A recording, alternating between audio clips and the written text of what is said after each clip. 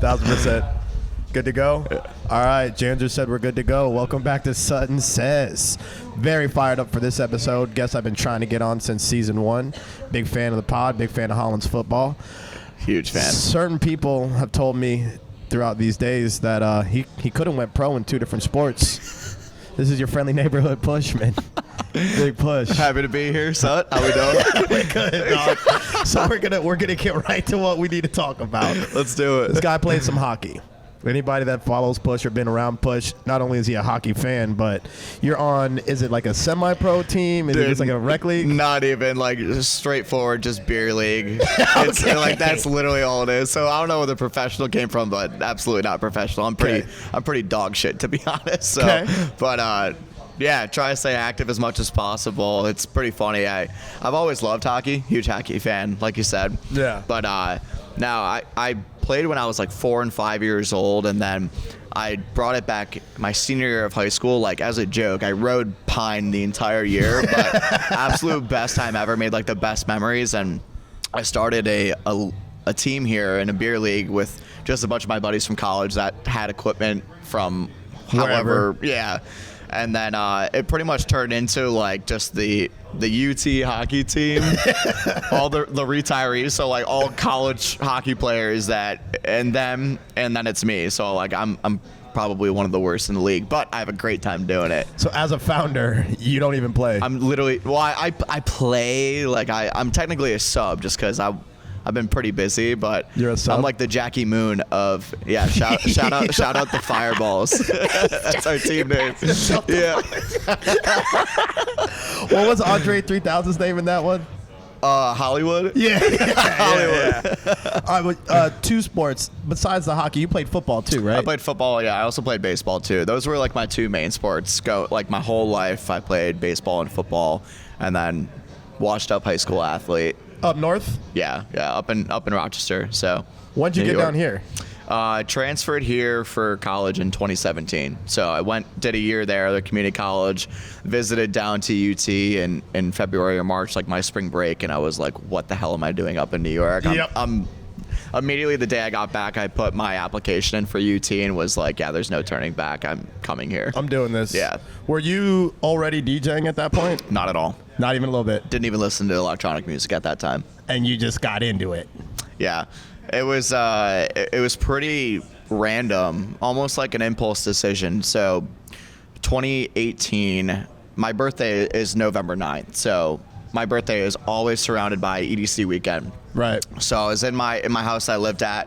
One of my roommates and like a bunch of my buddies from my fraternity were going to EDC Orlando, and they were like, yeah, you should like get a ticket. One of our buddies is selling you like $150. And I was like, I don't listen to like that music at all. Nothing. Hip hop really. guy? I was all hip hop. Like that's all everybody in New York listened to was just hip hop, rap. Early influences, like I liked the mixes and stuff, like people even don't even realize top 40 stuff that they listen to on the radio is like technically electronic music. Yeah. In a lot of cases, especially pop. Even David Guetta, once he started taking over pop, that was it. David Guetta, even like early Pitbull, like I always say like Beauty and a Beat, like some like songs like that that would just be piercing through the radio. I never even knew at the time it was electronic music, but I was like, I like this beat, like stuff.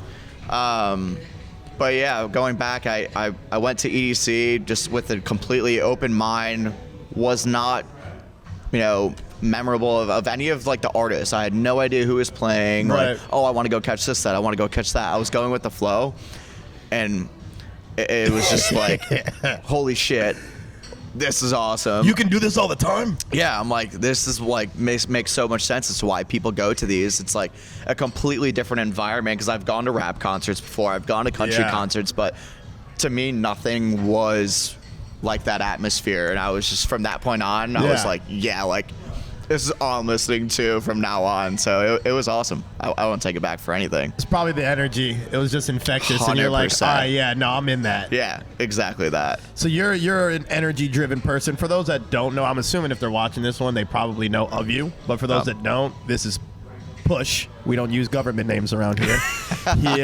He's one of the, I guess we could say, more popular DJs in the area. Very underrated skills-wise. Some people try to say, He might not even be the best resident at the Ritz, but I think he is. I think he's awesome. How long have you been at Ritz?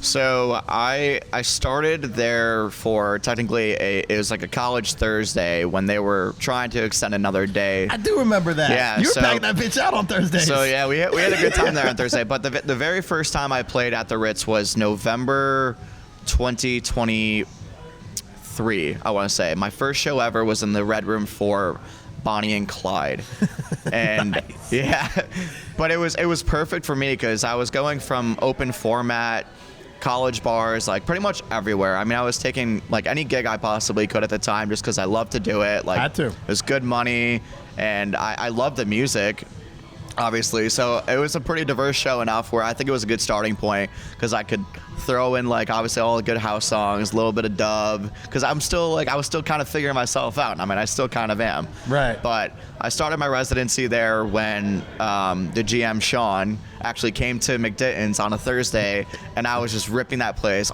I was playing basically what I would call it at the time was basically open format EDM. Every Thursday inside, that's all it was. Vocal remixes, hella Vocal edits. remixes, edits. Like I was playing house, I was playing tech, I was playing like dubstep, I was playing everything, and people were just eating that shit up. Right. And that's what I wanted. Like that's what I loved. That's why I got started DJing, was for that type of music. But obviously, when you're first starting off, it's hard to be selective with what you want while you're trying to make a name for yourself. I want all of it. Yeah, It all sounds good. I got to show you guys all of it. Exactly. So it was like that was my main goal the whole time when I first started DJing was, how do I convince these college kids to go from, your standard rap that you've been listening to since 2000s and everything that they're putting out now to like being open to EDM and like liking EDM. So that was a big help. I mean, I did that at the Ritz for Thursdays specifically. It was definitely geared more to a college crowd. Right. In March, 2023 is when I think I technically started that residency, or maybe February. Kind of worked well for you too, because that was kind of the time where the college, even like the Ivy Roses, the studies, the open format turned into more open format EDM, because that's what the college kids started demanding almost. And I love it. Yeah. Like I was so happy for it. Like huge advocate. Yeah. Because Big I mean, fan. it's kind of how things have gone, and I think it gets a bad name with a lot of people who like you see on posts all the time, like, oh, I hate the John Summit crowd. I hate like the Dom Dollar crowds now and stuff because there's no plur. And it's like, well, you have to keep in mind, like these are still young kids that are just starting to get into it. Like I'd much rather have a crowd be there. Like you can teach them, you can influence them into liking good music and find their own way. Like that's how I was. I was a 20-year-old that randomly went to EDC on his birthday and fell in love with the music, and I was like, You're just like a bunny. You're just like, and I was like, I know that experience translates to so many people, but they want to get that experience too, and it just so happens that they're younger, they're dumber, like right. That's what It happens. is. Yeah. But I mean, how can you be mad about people who are trying to help expand the scene and who will try to bring in crowds to shows and then bring more artists? Like how do you hate that part? It's like a domino effect. So I don't know. I'm so happy about the open format EDM everywhere, though. It's awesome to me. You were, before Ritz, before any of that, you were Ivy. Was that your first residency? First residency. I was going to say, I think that's where shout we out Muto. Shout out Muto. Yeah. Mike D. Yeah. Was that like your early on? Is that where you really cut your teeth and like found your DJing rhythm, I guess? Yeah. Because I had only done a couple shows at the time randomly. It was never like set in stone. They were like geared towards college events as well. Tailgates, house parties, that kind of thing? Yeah, things like that. I was DJing at my frat house on like a DDJ 400 at the time. Computer speakers. Computer speakers, bro. I still have those speakers that I would use for those. But they still work. They still work. They're still in my living room, and the bass is so fat still. And like my neighbors are definitely pissed every time I turn them on. But they should be blown. But for some reason, they're still kicking. Like, Yeah. But Ivy was my first residency. That's kind of where I really found the gear of this is what I wanted to do, whether it be full time or not. Like this is what I want to put my time and passion into. Because at the time, probably for about a year or so before that, I was just playing in my kitchen or like with my roommates, just absolutely hating the music I was playing because they're like, "You're fucking terrible at this." I was like, "Yeah, I'm getting there." But dude, can you like play like some good shit? Yeah, exactly. Bro, this is good. You guys just don't know it yet. You're gonna like it in 3 years. Even then, like I was just watching YouTube videos, like fully self-taught on the DDJ 400, just the basic transitions, things like that. Right. And then it was obviously scaled up to more expensive and better equipment. So I mean, that pretty much all started at Ivy, where I got the growth as far as learning how to read a crowd, learning how to play on your reps, higher level types of equipment. Yeah, like trying to build out that scene too on top of it. Genre hopping. Yeah. Because when you're early on, you only know how to play kind of one genre, maybe two. Exactly. You try to blend them, it does not ever sound good. Yep. Playing somewhere like that, you don't have a choice. No, you have to be versatile with everything. So you are one of the ones that you could just kind of study DJing and get pretty good at it. Mm-hmm. But who would you say were your early like influences, mentors, anybody else looking out, giving you advice, that kind of thing? Honestly, so many people, mainly all of the older guys that were playing at Ivy. Like in person, I would say, I would always remember playing like the early slots at Ivy, and whether it would be like Parker or Dexon or you or Muto, whoever it would be, like I'm always like vibing in the corner, but I'm always like side-eyeing. I would be like, all right, how are they doing that? How are they doing that? Like what effects are they using? Like what's their kind of formula? And then how'd you do that one? Yeah. How'd you do that? Was that like, That's all it was. But yeah, definitely a visual learner. The YouTube videos, it was like DJ Carlo, and I can't think of something, but I would always look that up. I would watch hours and hours of it, and like even like the James Hype. I don't do any James Hype transitions, but his stuff was his cold YouTube though, videos. for learning. Yeah, his YouTube videos were great years ago. Laid Back Luke used to have a bunch of good ones too that I was watching early on. Yeah, absolutely. He became the next era's, or James Hype became the next era's like Laid Back Luke. Yeah. Because he was doing all the scratching, fundamental stuff. Right. Definitely not to the same level as James Hype, but for YouTube, for training, for like getting fundamentally right. Yeah. Like it's exactly what you wanted. So then on those early days, can you think of maybe like a nightmare gig or just one that just sucked? Where you're like, man, I don't know if I want to fucking. So you never really question it, but it's also just like, man, I didn't sign up for this part. Yeah. I mean, there were a couple of places, and I won't like shoot any names under the dark because they Why not? Because I have like that amounts of respect at least for them. But I mean, there were a couple places like on the Ybor Strip that, let's just say, like I got gigs canceled like even last minute a couple times.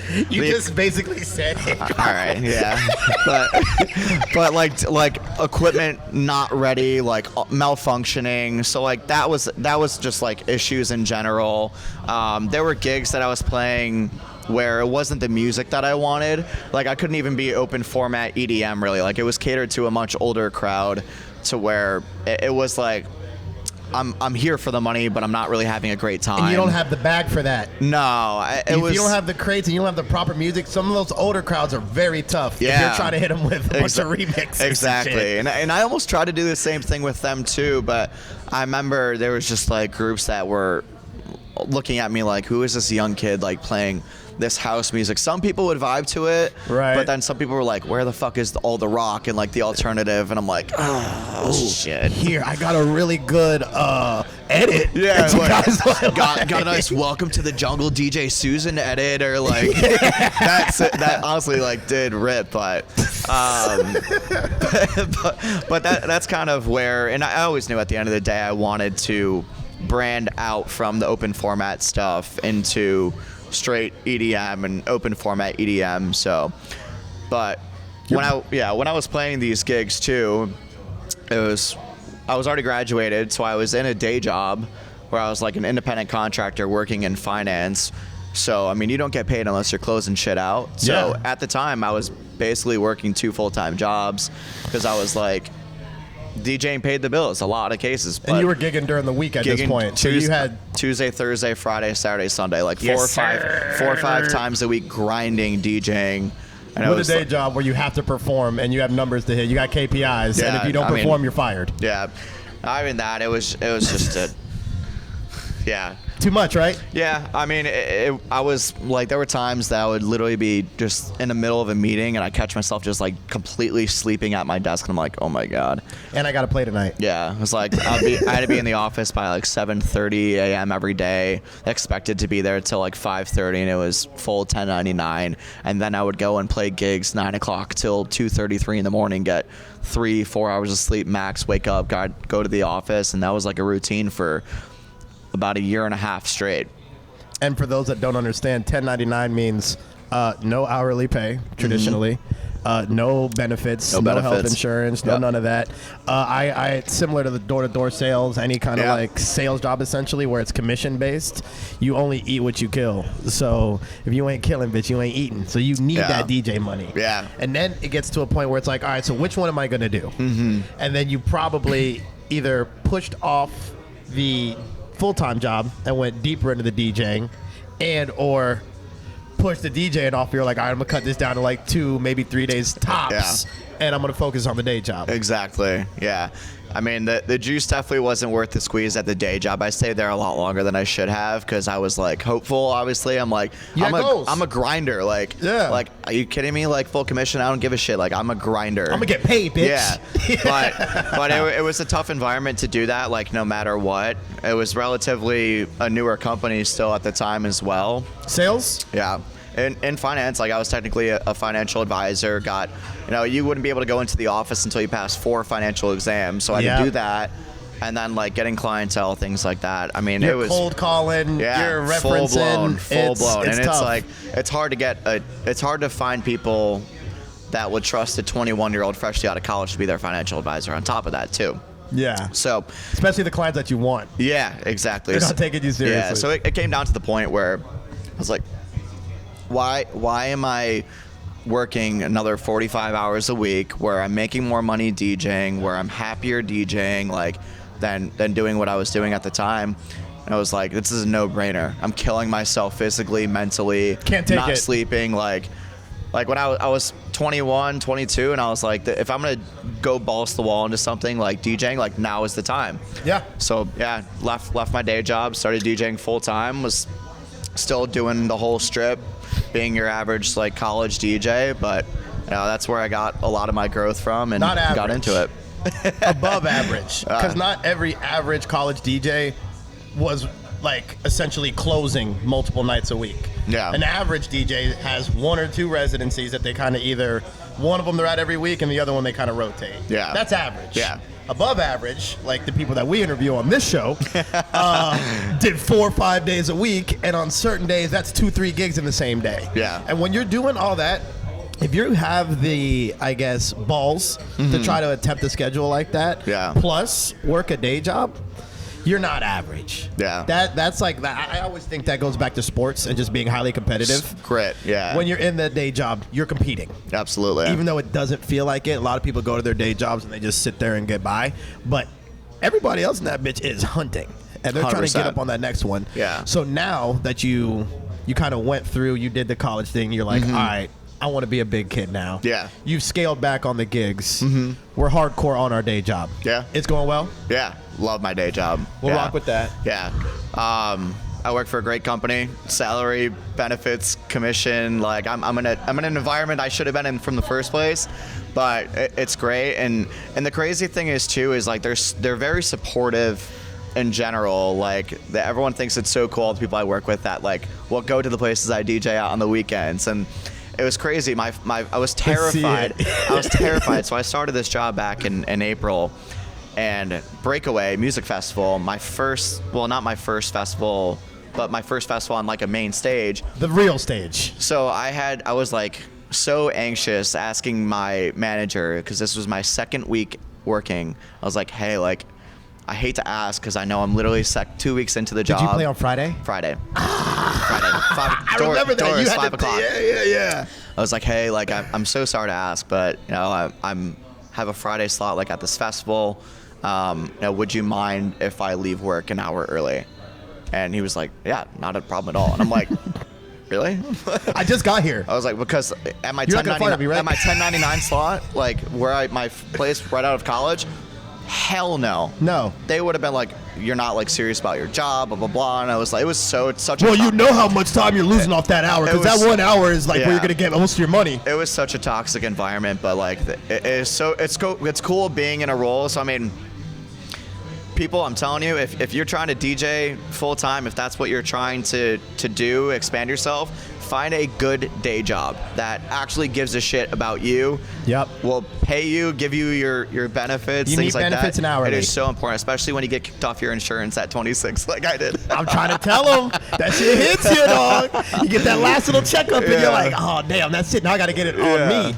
Yeah. Don't do it. Like you said, it's easy to get the 1099 and the sales jobs because they don't have anything invested into you. There's no loss if you fail. Nothing happens. Yeah. But with you having that job, you'd only been there for 2 weeks. You're still like on thin ice. They probably gave you a salary and like a real offer letter. Yeah. A big kid one. So they're not just doing that to go, well, you pissed us off 2 weeks in. Exactly. Because you have a real life. Yeah. Get out. Hit the doors, Jack. Exactly. You mentioned branding earlier. You do a really good job of branding yourself on socials. I try.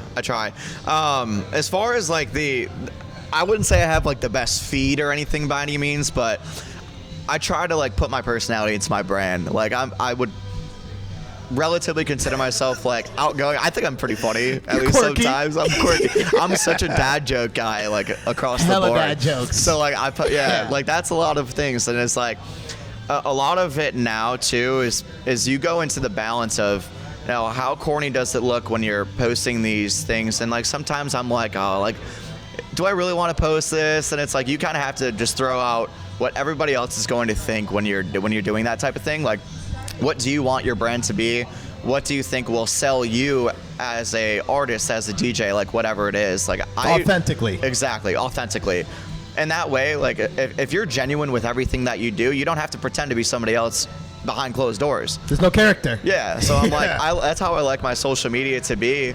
And I had to scale back as far as like the types of things that I post, because I'm like, I want to make this like professional but still have my personality. Right. So like I'll throw out a couple things of like my personal life. I go on like vacations, things like that, because like that's genuinely like a cool part of, you know, things that I do on the side. But it gives like people not just, oh, this is just a guy that DJs at the Ritz or whatever. He's just a Ritz DJ. Yeah. He's like, actually cool. Because like I think that's where it gets repetitive and burned out. It's like if you don't have any personal, like how do you connect with people on just social media if all they see is just your life at a club? Post, video, booth, press photo. Yeah. Drop some jokes.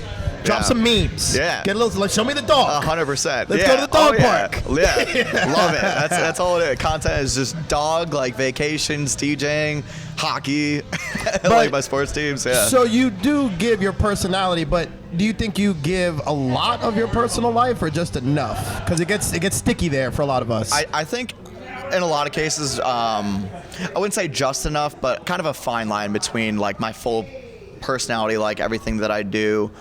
Because at the end of the day, like you still do want to have a professional page of what it is that you're trying to do with your branding. But I don't think by like posting pictures of my dog and things that like I like to do on the weekend when I'm not working or going on vacations, like I don't think there's drawbacks in that. But it's like, hey, like I'm not just a plant of, you know, throwing videos and pictures of me DJing down your throat. Yeah, like, it gets I old. think that's where it gets old. Right, you got to spice it up. Yeah. Speaking of spice it up, we got to take a break for these cameras before Janzer yells at me. I don't even know which camera I'm looking at. I kind of like looked at this one as if it was this one. But yeah, we're right about that time. We'll be right back. The sponsor for today's episode is So Long Dirt. Obviously, living in Florida in the summer, we get rainstorms every 14 seconds. Your shoes will step in some grass, and now you got it all in the floor of your car, and you get dusty, and it's a mess all the time. And I actually drive a black Nissan Rogue, so, you know, having the black car, it can get messy. But thankfully, my boy Ty takes care of me. I'm on a once-a-month type of deal. Sometimes I bump that up, and I go every 2 weeks just to get the interior polished up.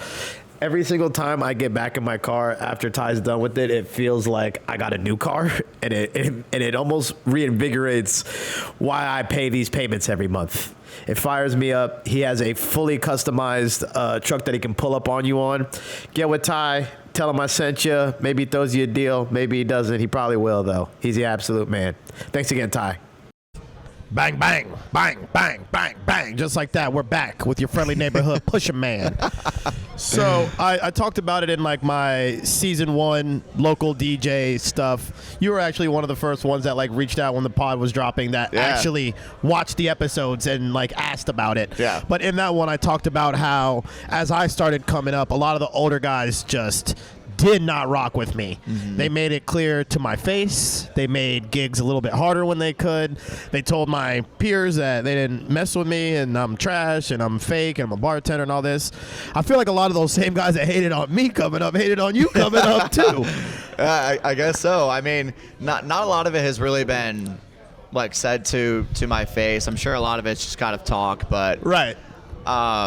Now, one that did get brought to your face a bunch in your little early days, once you really started getting your wings under you, the Summit stuff. Yeah. You were Mr. I want to be where you are every single like gig. Was that more of like I just like this guy's music and he's cool, or were you trying to just copy off of him and ride that to the stratosphere? I mean, he, at the time, I would say he was probably one of my bigger influences. And I've been listening to John Summit since like before he was in his Where You Are days and stuff that. Thin Line, yeah. I mean, they're like More Life.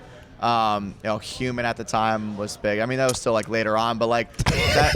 But I'm saying, later on, like before it went like really mainstream and before it kind of caught the crowd of the younger generation. Now, I wouldn't say I was copying him like post by post, word for word, but like his branding was very smart, and his branding also related to me a lot. Like that's what people fail to understand. Like the guy was an accountant turned DJ. Like in my eyes, I was a financial advisor turned full-time DJ. He copied off of you. Yeah, like, but honestly, the funniest thing was like when people would shit on me for that, I would be like, hell yeah, and I'd be like, I would literally put that in my post, and like if somebody would spam comment some shit on like Instagram or TikTok, like knock off John Summit or like make a wish John Great Summit. value John Summit. I'd be like, yeah, that's so funny. Guess what? Now I'm gonna pin your comment on my next post, and I'm gonna literally act like I'm him. Thank you for the free content. Thanks for the free content. Like it's funny, but I mean, he was one of my, I would say, largest influences as I really progressed into where I wanted to be EDM wise. Right. But I would go to all of his shows, and sometimes like you replicate mannerisms, not even intentionally, but like subconsciously of like, but every time you see him, like what is he compared to other artists? Like he is extremely interactive with his crowd. Yep. He looks like he's having the best time of his life. Energy's like, up. Energy's up. Like having people behind him for, all of his shows.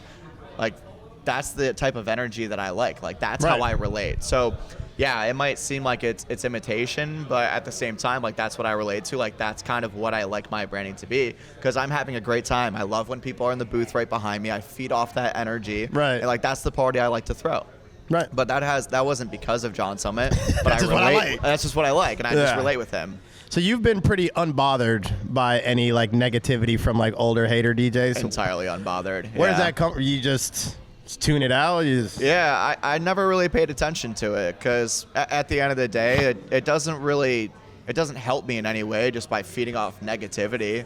Like, the reason I feel like I was able to progress is because I was able to block that shit out and do what I wanted to do and be authentic while doing it. Like if somebody shits on me for the stuff that I like go ahead. We agree to disagree there. That's what the younger DJs should do. 100%. Because they might not be as I guess mentally prepared to just be unbothered by it like you. Yeah, the times changed.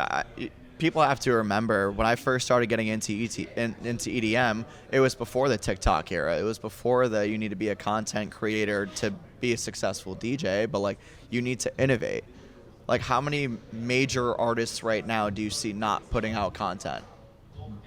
None. Zero. Like it's either innovate or die. And if they don't like it, They just kind of do it sparingly. Yeah. But they still got to drop. They still got to promo releases. Yeah. They still got, if they're a movie star, they have to promote. Like, you Exactly. have to do something. Yeah. And some people have taken it to the point where it's just their personal stuff. And since they're so super famous, them just going to their grocery store is content. Or them just, Yeah. if you're DJ Khaled, him just like watering his grass is like enough content. Yeah. But when you said earlier, when you're posting and you're doing stuff, you kind of just have to swallow the cringe almost. And just put it 100%. out there. Yeah. Do you think with a lot of the older guys, shit, myself included, because I hate posting and I hate content, it's just that you can't swallow that cringe, and Yeah. anybody that does, like you, is lame. Yeah.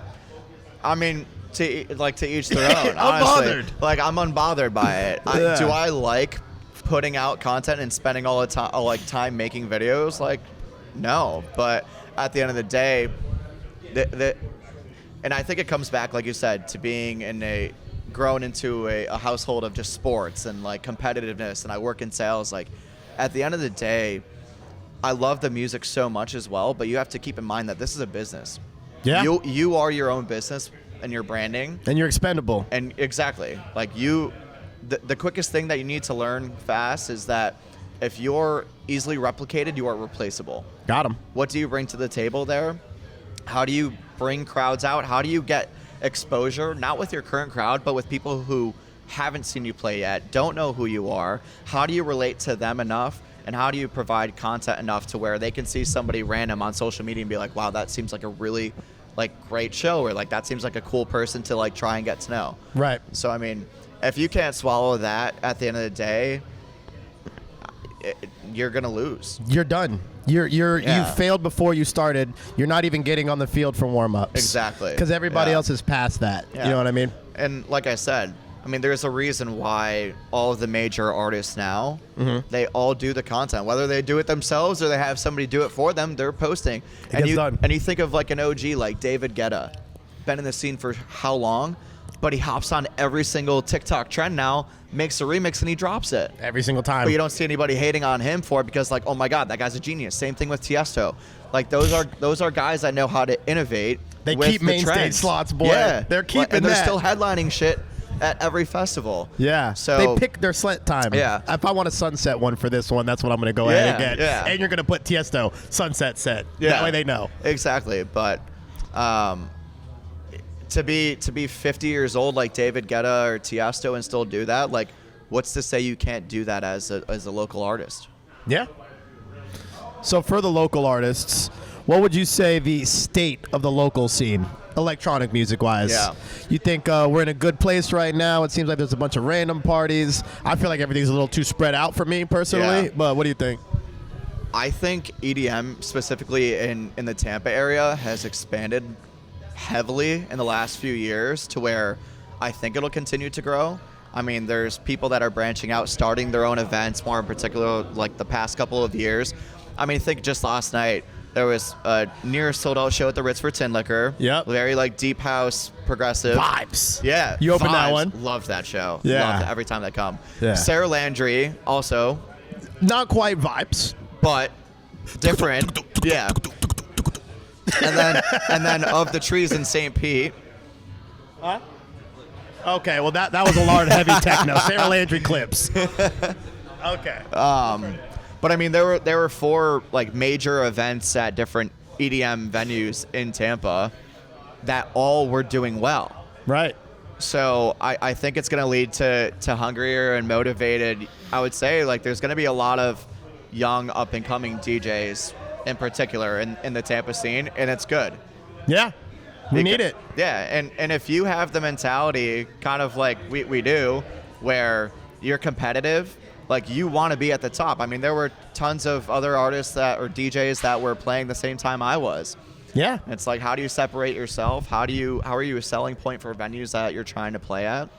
But Yeah, how many guys have you seen from when you started that were either established before you, established after that, not even trying anymore? A lot. Yeah. And people forget to, I don't know, I guess respect us for being able to sustain for more than 2-3 years. Yeah, you get your little college pop. Everybody gets that little bubble. 100%. What do you do after college? Yeah. Are you pulling your day job crowd? Are you pulling actual nightlife people? Are you only pulling hospitality people? Yeah. Because once you dry up that little college pipeline, yeah, shows where the big dogs how are do you at. stay with it? Yeah. I was a promoter for clubs in college. I didn't DJ until I was already graduated. My first show was Halloween of 2020, so this was months after I graduated. Is that a legacy party? It was Janzer. What was the name of the Halloween party that I first started with? Why can't I think of the name of it? We were just talking about it. It wasn't legacy. Huh? College Bangers. College Bangers. College Bangers. Yeah. That was my first shows I did. My first That two makes shows. sense. And then Muto offered me the residency at Ivy, and like it was pretty much all up from there. But That's where you found your parents. But I had to eat it there because I was out of college playing at college bars. Like that's another tough component to look at. Yeah. But I don't know these kids, and you feel out of touch. Yeah. But again, being competitive, it forces you to figure it out. What the fuck are they listening to? Adapt, yeah. I gotta like really dig in. Anytime I see a phone thing, I'm taking a note. Yeah. I am gonna play it, and I'm gonna download more of it. What the fuck? Yeah. The first time I ever saw Fade, the FEID, the little Latin artist. Exactly. I was playing Ivy. I was like, what the fuck is this kid talking about? I Yeah. look it up. He's like the next Bad Bunny type of Okay. guy or whatever. Gotcha. But I'm like, I never would have picked that up if it wasn't for those college kids. Yeah. And I'm fucking, at that point, I'm 10 years older than them. Yeah. And it's like, but Yeah. you need it at certain points. You have to. I mean, Keeps you fresh. And those, I don't care what anyone says, closing college places is significantly harder than playing a Ritz, I guess a straight up dance show, if you want to call it that. Yeah. Like, you're being challenged. And if they don't like something, they ain't moving. and they'll let you know. They're going to tell you they don't like it. They'll let you know. You're going to get some of that. You're going to get some of that. Yeah. You're going to get a whole bunch of shit you might not like. Yeah, that's when I was playing at college bars, I used to basically make like memes all the time with the people requesting Bad Bunny. Like that was a lot of my first start of content. Play Drake. And people would always do it as a joke because they knew that I was doing that, and I was like, well, I wish it was for something better content-wise, but like that's funny. Like What would they I get? thought it was hilarious. But You yeah, turn the negativity into positivity. Always. You want to roast me? Let's make a joke. Let's make a meme. Exactly. We can't post most of the memes in the group chat because they're not nice. Pretty abysmal. They're fucking funny. So then for the young ones out here, because I'm assuming local DJs out here, they might take a play for this one. What would be your advice for someone trying to make it? Yeah. Whether it's make it festival-wise or even just, I just want to play the fucking Ritz. I Yeah. just want to get to there. That's really in a lot of cases what it is, and I remember I did a podcast like a year and a half ago where it was kind of similar, I guess, question, and I think the answer has changed a lot since then with like an extra year and a half of growth, actually being in a resident spot where I'm doing the bookings, things like that. I would say that you need to take your time and put your energy into finding what your brand is. If you look at a venue like the Ritz, where they're bringing in headliner names from, globally recognized names into a venue, and you ask me to play at the event, you have no content, you have no mixes on no SoundCloud. Never heard you out live. Like there's been times where I've actually had to ask people like, hey, like don't take this the wrong way, but do you have like a specific DJ page for content? Because people are so quick. I think patience, honestly. Long story short, patience is the number one thing that the younger up and coming DJs need to be aware of. Is just because you get a board and you play a couple of fraternity parties or like in your dorm, it doesn't mean that you're ready to be in a club set. Right. And there's not a lot of people who will put you into a club set if you don't have any remote experience, especially one of what I believe is high scale, like the Ritz, at least in Tampa. Right. High scale in general. Yeah. They bring festival headliners. It's Yeah. a large room. What is it, 1,500 cap in there? Like 1,300, 1,400, I believe, I want to say. So, yeah, they fill 1,500, 1,600. I didn't even get that. Yeah, then you're nodding. Yep. Thanks, No, Sean.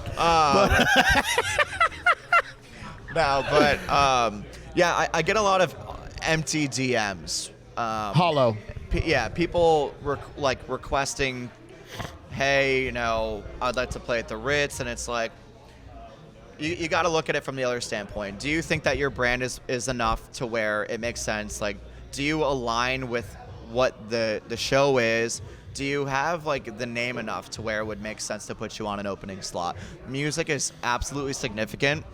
I encourage people who produce as much as possible, and like even that's something that I had to learn, and that's why I got a lot of shit. Yeah, 100%, like that, and I know that, and like that is my main focus now. Like that's my goal for now in the long run is I have what I need to succeed.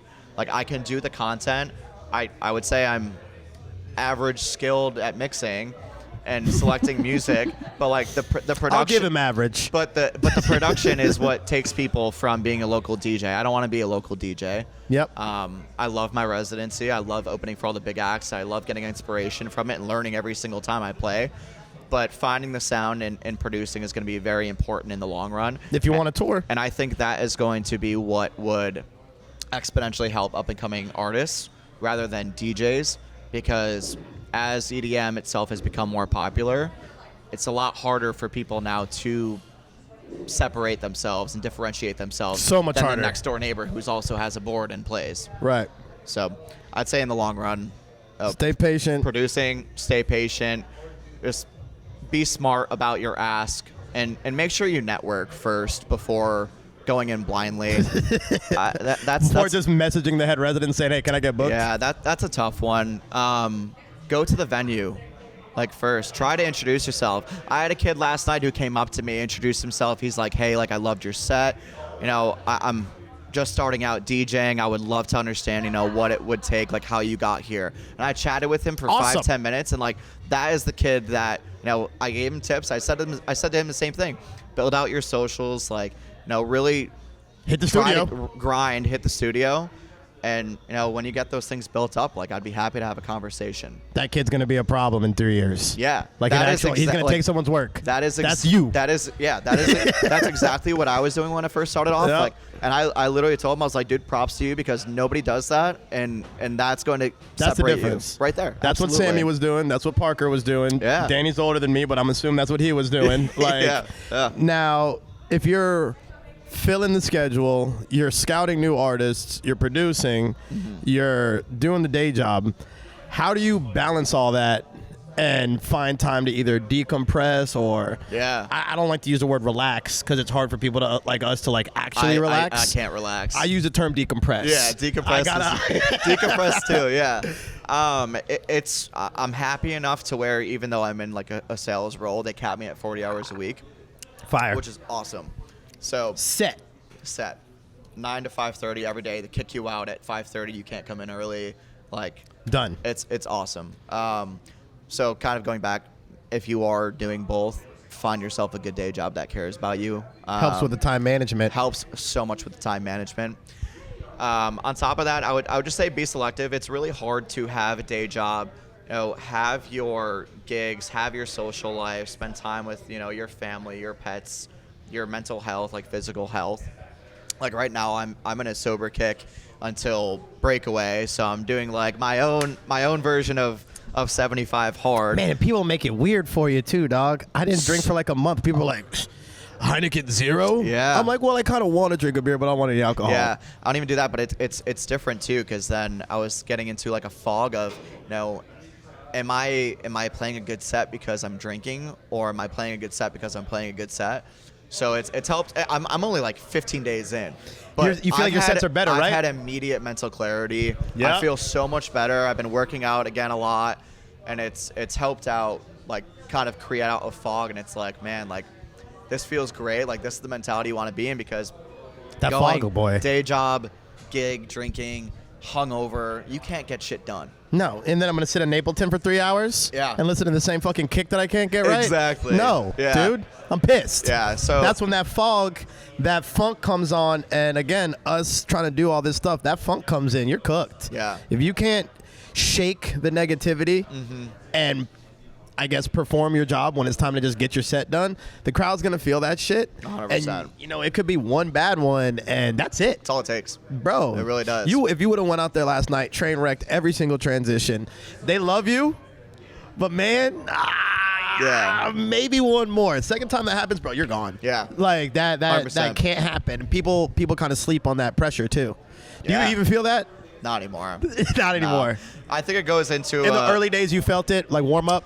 I think my first time I ever played at the Ritz, I was really nervous. I remember Szn3ep5 when I played in the tent, I was pretty nervous, but as soon as you plug in and you play that first track, everything just goes away. But Oh shit, I got this. But no, I think confidence plays a lot to it too. Now I'm been doing it for a long time. Mixing is like a sixth sense to me. Autopilot. I really don't do much preparation for my sets anymore as far as like picking the songs and the vibes that I like. So we're just gonna clip that part. Push does not prep his sets. He just shows up and just clicks shit. Yeah. No, Carl Cox actually told me he does the same thing. Yeah. I asked him how he prepares for fucking Ultra. I'm like, you just said you spend like the whole year just playing in the lights and the sound and all that. How do you prep your set? Oh, well, it doesn't matter what I prepare because, you know, the crowd could change in 30 minutes in and then I got to go somewhere else. Yep. So I can make a plan and it's completely wrong. Yeah. So that's not actually not a knock. I was just kidding. No, I know. Everybody always asks though. They're like, "Do you like do you freestyle? Do you have pre-recorded sets?" I'm like, I will never play a pre-recorded set in my entire life. Fired. But every single set that I have, I will, you know, depending on whoever the headliner is, I'll put out a playlist of usually 3-4x of the amount of songs that I want to play. I don't really set cue points or anything. Raw dog it. I mean, bro, if you play in CDJ 3000s, you can edit the beat grid right there if you want to. Bang, done. Yeah. But it's all like math at that point. It's just counting, and all house songs are built out the same way. So once you are familiar with that, you don't really need to do much besides just downloading the right songs. Download the right songs. Be patient. Be smart about your ask. Drink water. Brush your teeth. Like, subscribe, follow. Pushman. It's DJ Pushman. Official Pushman. I've been trying to get the @Pushman name, but there's some account that's like 14 years old that it just. The guy that has Sutton has like 6 posts and he hasn't posted since 2016. Yeah. I report him. I do too. Like once a week, And just for whatever I can come up with. It never works. They always shut me down. I messaged the guy offering money. I'm like, Yeah. bro, I could really do shit. Now I've been going after the Coach Sutt guy. Yeah. So I'm like, if I could get Coach Sutt, That'd be that would go awesome. really hard for the branding. Yeah. But he also is trying to. He has like 1,000 followers. So I'm like, pimp. Like, Yeah. I mean, I only got a measly 4K, but it's organic. I have not Yeah. bought a single follower. Right. But either way, that was good fun. That was Yeah. good. You have fun? Always. Good talk. You have anything, closing notes for the young hustlers, the young DJs, young entrepreneurs? I will say with a mild platform, the biggest complaint I think young people at shows and festivals get is that they're not respectful to people, to other ravers or other attendees. So don't be an asshole when you go to these festivals. Like, that's why you get the bad rep for yourself. So at the end of the day, like, the EDM community itself is meant to be a very good vibe. Like, everybody is like a family when you're under the same roof. Same team. So I would just say be aware of your surroundings. Don't be an asshole. Like, bring the name up for what it was meant to be, at least in the EDM community, because that's the reason why I fell in love with it. Right. And I feel like that's why everybody else should too. What a guy. This is our champion. Big push. Appreciate you. Thanks for having me. Oh, thank you. Peace.